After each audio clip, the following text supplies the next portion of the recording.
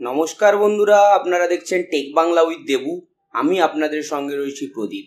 আজকে আমরা Microsoft office ওয়ার্ডের ডকুমেন্ট পেজে কিভাবে পেজ কালার সেট করা হয় এবং তার বিভিন্ন ট্রানজিশনগুলো জানবো। তার জন্য প্রথমত আমাদের মাইক্রোসফট অফিস ওয়ার্ড ওপেন করতে হবে।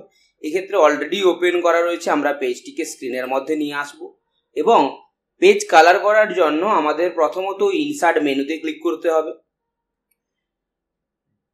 ডিজাইন মেনুতে ক্লিক করতে হবে। এরপর আমরা পেজ কালার টুলসে ক্লিক করব।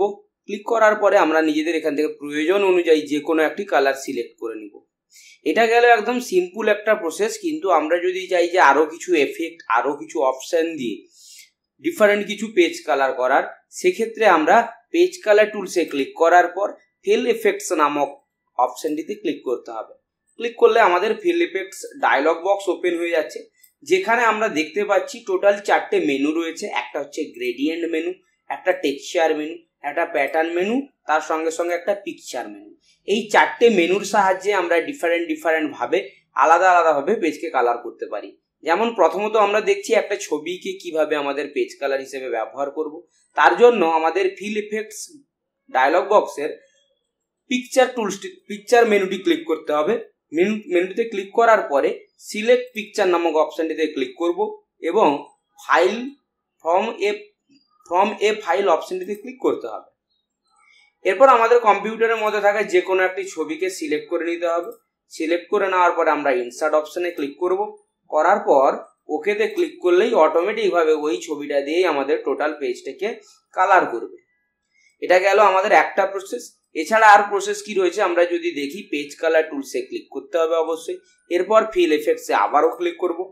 2 নম্বর অপশন রয়েছে আমাদের প্যাটার্ন, অর্থাৎ এই যে ছবিগুলো এখানে দেখতে পাচ্ছি বা যে প্যাটার্নগুলো দেখতে পাচ্ছি, এদের সাহায্যে যদি ছবিটিকে কালার করার প্রয়োজন হয় বা পেজটিকে কালার করার প্রয়োজন হয়, সেক্ষেত্রে আমরা নির্দিষ্ট প্যাটার্নটি চুজ করব এবং আমরা ফরগ্রাউন্ড এবং ব্যাকগ্রাউন্ড কালারটাও নিজেদের প্রয়োজন অনুযায়ী চেঞ্জ করে নিতে পারি।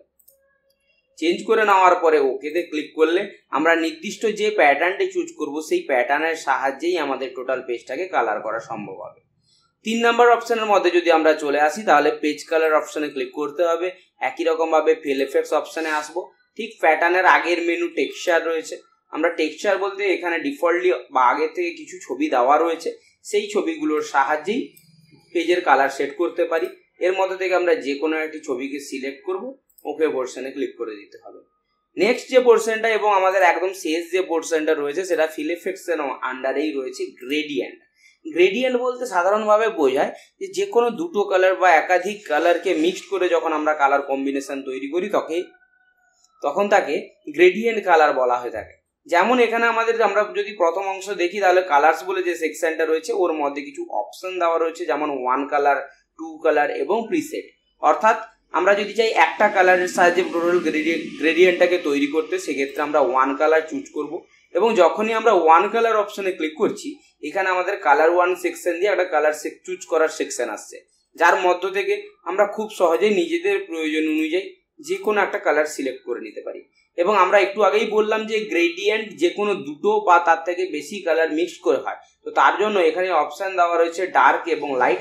অর্থাৎ এই পয়েন্টটিকে যত ডার্কের দিকে নিয়ে যাব তত ব্ল্যাক কালার মিক্স হবে এবং যতটা লাইটের দিকে নিয়ে যাব তত হোয়াইট কালার বা সাদা কালার মিক্সড হয়ে আমাদের নতুন ধরনের কালার ফরম্যাট তৈরি হচ্ছে এখানে। এবং সেই সঙ্গে সঙ্গে আমরা যদি নিচের দিকে একটু চলে আসি, এখানে শেডিং স্টাইল বলে অপশন দেওয়া রয়েছে। আমরা যে দুটো কালার চুজ করেছি সেই দুটো কালারের উপরে ডিপেন্ড করে বিভিন্ন শেডিং স্টাইল এবং তার সঙ্গে সঙ্গে বিভিন্ন ভেরিয়েন্টগুলো দেওয়া রয়েছে। যেমন আমাদের এখানে হরাইজেন্টালের ক্ষেত্রে এখানে 4টে ভেরিয়েন্ট আমরা পেয়ে যাচ্ছি, ভার্টিক্যালের ক্ষেত্রে 4টে অপশন পেয়ে যাচ্ছি, ডায়াগোনাল আপের ক্ষেত্রেও 4টি অপশন, ডায়াগোনাল ডাউনের ক্ষেত্রে 4টি অপশন, ফ্রম কর্নারের ক্ষেত্রে 4টি অপশন এবং ফ্রম সেন্টারের ক্ষেত্রে মাত্র 2টি অপশন পাচ্ছি। যেটা আমাদের প্রয়োজন হবে সেরকম ভেরিয়েন্ট আমরা চুজ করব, ওকেতে ক্লিক করে দিতে হবে। এটা গেল গ্রেডিয়েন্টের একটা মোডের বা একটা ভাগের অংশ। নেক্সট আসছি আমরা গ্রেডিয়েন্টের 1 কালারের পরিবর্তে যদি 2 কালার চুজ করি, সমস্ত কিছুই একই থাকবে, শুধুমাত্র একটি কালারের সঙ্গে আমরা দ্বিতীয় আরেকটি কালার চুজ করে নিতে পারবো এবং সেইগুলোর কম্বিনেশনাল ভেরিয়েন্ট আমাদের এখানে সিলেকশন করতে পারি। ওকে পোর্শনে ক্লিক করলেই ওই গ্রেডিয়েন্ট ফরম্যাটটাই অ্যাপ্লাই হয়ে চলে আসবে। এছাড়াও এখানে ফিল ইফেক্টস এর মধ্যে গ্রেডিয়েন্টের মধ্যে আরেকটি অপশন রয়েছে যেটা হচ্ছে প্রিসেট, যেটার সাহায্যে অলরেডি এখানে কালার কম্বিনেশন রেডি করা রয়েছে তেমন কিছু ফরম্যাট আমরা এখান থেকে ব্যবহার করে নিতে পারবো। যেমন প্রত্যেকটা গ্রেডিয়েন্টের একটা আলাদা করে নাম রয়েছে, যেমন আর্লি সানসেট এর ক্ষেত্রে নিচের অংশে আমরা দেখতে পারি যে কেমন ভাবে কালারটা সেট হচ্ছে। লেট সানসেট এর ক্ষেত্রে আলাদা এফেক্ট এসছে, এবং এইভাবে প্রত্যেকটা অপশনের জন্য নাইট ফল থেকে শুরু করে ডে ব্রেক থেকে শুরু করে প্রত্যেকটা আলাদা আলাদা সেকশনের জন্য আলাদা আলাদা ফরম্যাট এখানে আমাদের বা আলাদা গ্রেডিয়েন্ট এফেক্ট রেডি করা রয়েছে। আমরা নির্দিষ্ট পোর্শনটা আমাদের যেটা প্রয়োজন থাকবে সেটা চুজ করব, সেই অনুযায়ী আমাদের এখানে শ্যাডিং স্টাইল চুজ করব এবং এই ভেরিয়েন্টগুলোর মধ্যে থেকে নিজেদের প্রয়োজন অনুযায়ী ভেরিয়েন্ট চুজ করে জাস্ট ওকেতে ক্লিক করে দিলেই আমাদের পেজের কালারটা তেমন ভাবেই পরিবর্তিত হয়ে আসবে।